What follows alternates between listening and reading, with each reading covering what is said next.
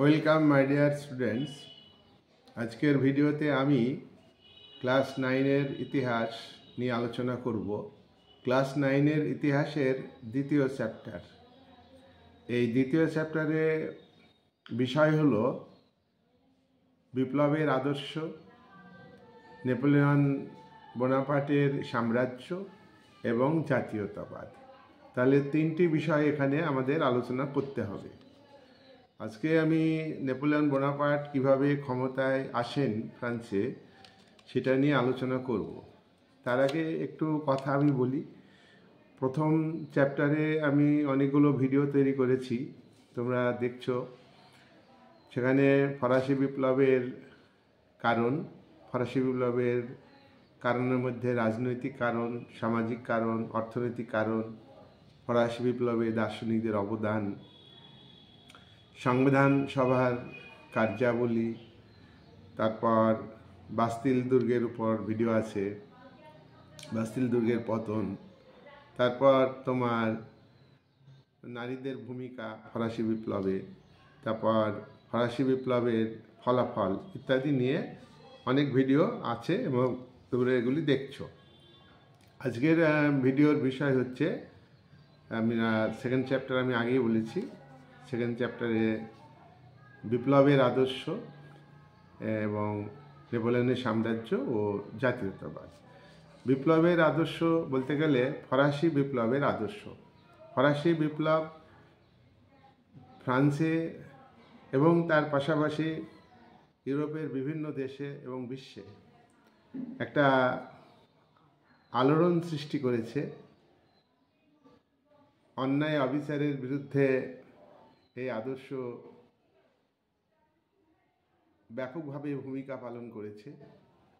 বিভিন্ন দেশে স্বৈরাচারী শাসনের অবসান, বিভিন্ন ভূখণ্ড ঔপনিবেশিক শক্তির বিরুদ্ধে আন্দোলন করতে প্রস্তুত হয়েছে ফরাসি বিপ্লবের আদর্শকে অনুসরণ করে। তাহলে ফরাসি বিপ্লব একটা উল্লেখযোগ্য ঘটনা, এবং আমি বলেছি যে ফরাসি বিপ্লবের সম্পর্কে ধারণা লাভ করলে বাকি তোমাদের সিলেবাসে যে আরও 6টা টপিক, তার মধ্যে আজকে আমি দ্বিতীয় টপিক নিয়ে আলোচনা করব। দ্বিতীয় টপিকে সেগুলি বুঝতে সুবিধা হবে। আজকের আলোচনার বিষয় হলো rise of Napoleon Bonaparte. Napoleon Bonaparte ফ্রান্সে কিভাবে শাসন ক্ষমতায় এসতেন তার উপরে আলোচনা। ফরাসি বিপ্লবের পর এই যে নেপোলিয়ন বোনাপার্ট ফ্রান্সে ক্ষমতায় এসতেন, এ বিষয়ে একটা বিতর্ক আছে।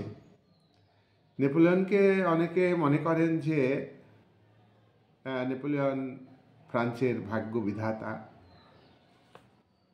ফ্রান্স এবং নেপোলিয়ন ফ্রান্সকে যেভাবে শক্তিশালী একটা দেশে পরিণত করেন, যেভাবে সুষ্ঠুভাবে শাসন কার্য পরিচালনা করেন, তাতে ফ্রান্স ইউরোপের মুক্তিদাতা।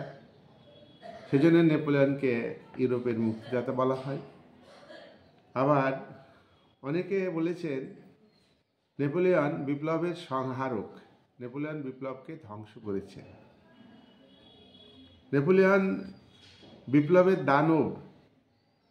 দানব অর্থাৎ নেপোলিয়ন বিপ্লবী আদর্শকে ধ্বংস করার পথ তৈরি করেছেন।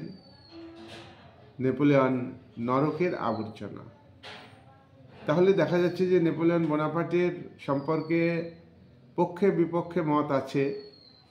আমরা এই পরস্পর বিরোধী যে আলোচনা নেপোলিয়ন সম্পর্কে, তার মধ্যে না গিয়ে আমরা একথা স্বীকার করব যে নেপোলিয়ন ইউরোপের ইতিহাসে একটা অসাধারণ গুরুত্বপূর্ণ ব্যক্তিত্ব।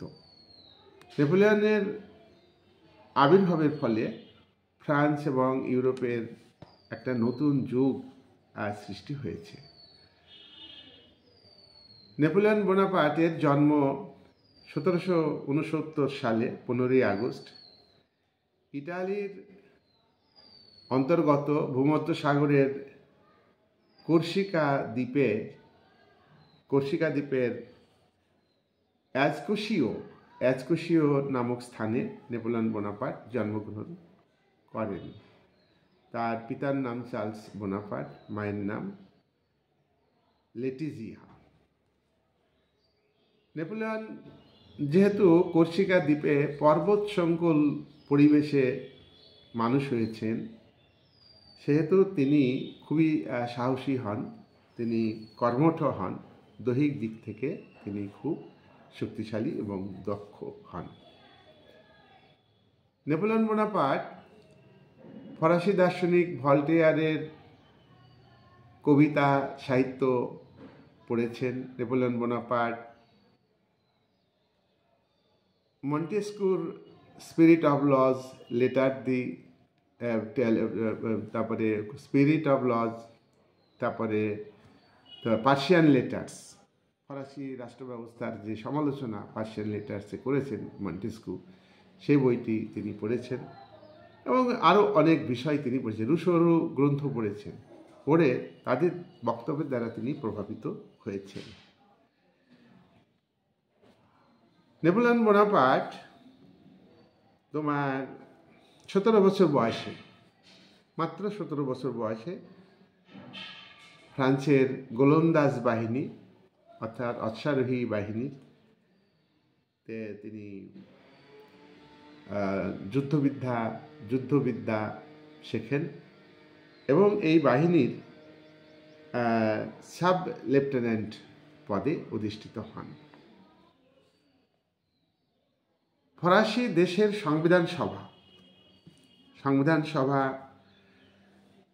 কর্সিকা দ্বীপটিকে, যেখানে নেপোলিয়ন জন্মগ্রহণ করেছিলেন, সেই দ্বীপটিকে ফ্রান্সের অন্তর্গত করেন। এটা এটা এটা একটা আলাদা প্রদেশ হিসাবে স্বীকৃতি দেয়। কর্সিকা দ্বীপ নিয়ে নেপোলিয়নের মনের মধ্যে ক্ষোভ ছিল যে ফ্রান্স সরকার কর্সিকা দ্বীপকে ফ্রান্সের অন্তর্ভুক্ত করেছে, কিন্তু সংবিধান সভা যখন ঘোষণা করলো যে কর্সিকা দ্বীপ ফ্রান্সের দেশ থেকে একটা স্বতন্ত্র একটা দ্বীপ, স্বাধীন একটা দ্বীপ, তখন নেপোলিয়নের ফ্রান্স সরকারের প্রতি যে ক্ষোভ ছিল, জাতীয় সভার প্রতি যে ক্ষোভ ছিল, সেই ক্ষোভ কেটে যায় এবং এটাকে তিনি খুবই সাধুবাদ জানান। নেপোলিয়ন বোনাপার্ট ফরাসি যে বিপ্লব হয়েছে সেই বিপ্লবকে স্বাগত জানান। যে শাসন ব্যবস্থা ফ্রান্সে ভীতি সঞ্চার করেছিল জ্যাকোবিন দল, রোসবিয়ার তার নেতা ছিলেন, এই জ্যাকোবিনদের সমর্থক ছিলেন নেপোলিয়ন। 1793 সালে নেপোলিয়ন ভূমধ্যসাগরের উপকূলে একটা তুলো বন্দর ছিল, সেই তুলো বন্দরটাকে ইংরেজ সরকার দখল করে নেয়।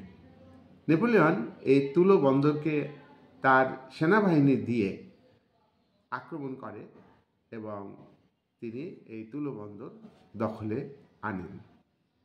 এর ফলে তাকে সম্মান হিসাবে এবং তাকে আরও বেশি দায়িত্ব দেওয়া হয়, ব্রিগেডিয়ার জেনারেল পদে তাকে নিয়োগ করা হয়। 1795 সালে ফ্রান্সের চরম রাজতন্ত্রের সমর্থক তারা জাতীয় সভাকে দখল করবার চেষ্টা করে, তারা উচ্ছৃঙ্খলা দেখায়। এই উচ্ছৃঙ্খল কার্যকলাপকে নেপোলিয়ন পছন্দ করেনি। নেপোলিয়ন তার সেনাবাহিনী দিয়ে চরম রাজতন্ত্রের সমর্থক উচ্ছৃঙ্খল জনতাকে আক্রমণ করে এবং ছত্রভঙ্গ করে এবং জাতীয় সভাকে রক্ষা করে। জাতীয় সভাকে রক্ষা করার পুরস্কার হিসাবে পান সেনাবাহিনীর মেজর জেনারেল পদ পান। তাহলে আমরা দেখলাম ব্রিগেডিয়ার জেনারেল পদ থেকে সেনাবাহিনীর মেজর জেনারেল পদে অধিষ্ঠিত হলেন নেপোলিয়ন। 1795 সালে ফ্রান্সে তখন অরাজকতা চলছে, বিশৃঙ্খল পরিস্থিতি। 1795 থেকে 1799 এই সময় ফ্রান্সে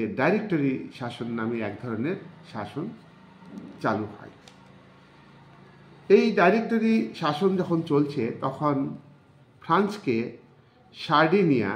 সার্ডিনিয়া ইটালির একটা বড় রাজ্য, সার্ডিনিয়া, অস্ট্রেলিয়া এবং ইংল্যান্ড, এই তিনটি দেশ ফ্রান্সকে আক্রমণ করে। নেপোলিয়ন এদের আক্রমণের বিরুদ্ধে যুদ্ধ শুরু করে এবং নেপোলিয়ন সার্ডিনিয়া, অস্ট্রেলিয়া এবং ইংল্যান্ডকে এই যুদ্ধে পরাজিত করে। এতে নেপোলিয়নের মর্যাদা খুব বেড়ে গেল, ফ্রান্সের অভ্যন্তরেও বেড়ে গেল, আবার ইউরোপের বিভিন্ন দেশে যেহেতু তিনটি দেশকে যুদ্ধে পরাজিত করেছেন, যেহেতু তার মর্যাদা এবং জনপ্রিয়তা ইউরোপেও বেড়ে গেল। তারপর নেপোলিয়ন বোনাপার্ট পিরামিডের দেশ মিশরকে কেন্দ্র করে তোমার ইংল্যান্ডের বিরুদ্ধে যুদ্ধ ঘোষণা করেন। ইংল্যান্ডের যুদ্ধে ঘোষণা করেন, পিরামিডের যুদ্ধে ইংল্যান্ডকে নেপোলিয়ন পরাজিত করেন। তারপর নেপোলিয়ন